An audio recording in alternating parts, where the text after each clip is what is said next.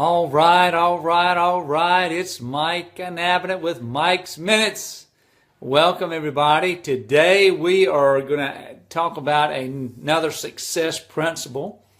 And we're going to start with a quote by Zig Ziglar. It says, "Don't be distracted by criticism.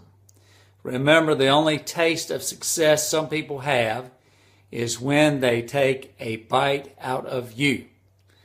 All right, gang. So finding purpose. Hey, Jack, thanks for joining. After graduation, I taught school for about 4 years, and I was a teacher and a coach. And it was really interesting when I was working with the athletes to watch how some of the other kids responded to those kids that had found purpose.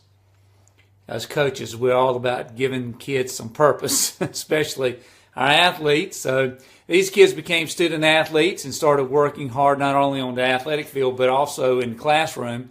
The results, of course, better performance on the athletic field and better performance in the classroom.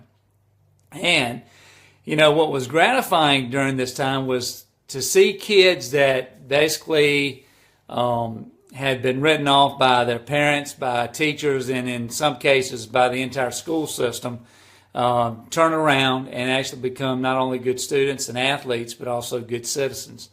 So their newfound purpose and focus moved them away from their friends that were stuck in the mud of mediocrity.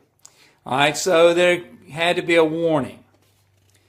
You know, and the warning I gave those student athletes was that they needed to be aware of those so-called friends that were going nowhere.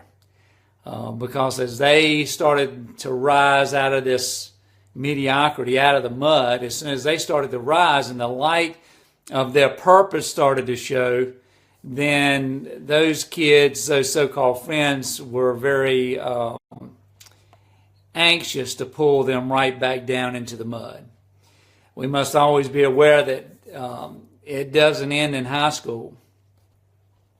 As any of us try to move forward and move upward to find and to do our personal best, then there are going to be those around us that are going to try to pull us down. Hey, Mallory, thanks for joining. Hey, Kyle. So why? Why does that happen?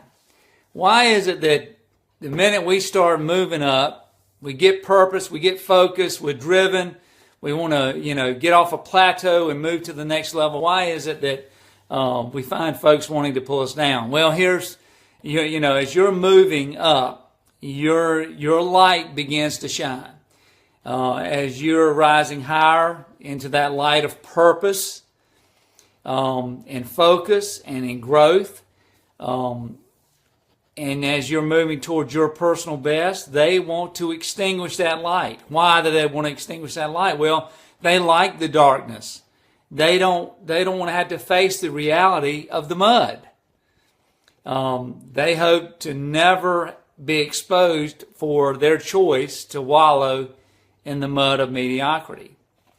So, it was real important for dealing with these athletes to get them to find a new community of people to hang around, people that, that had a like mind. Because if you're striving and growing and desiring to move onward and upward, it is important to find those of like mind that will support, encourage, and assist you in your climb.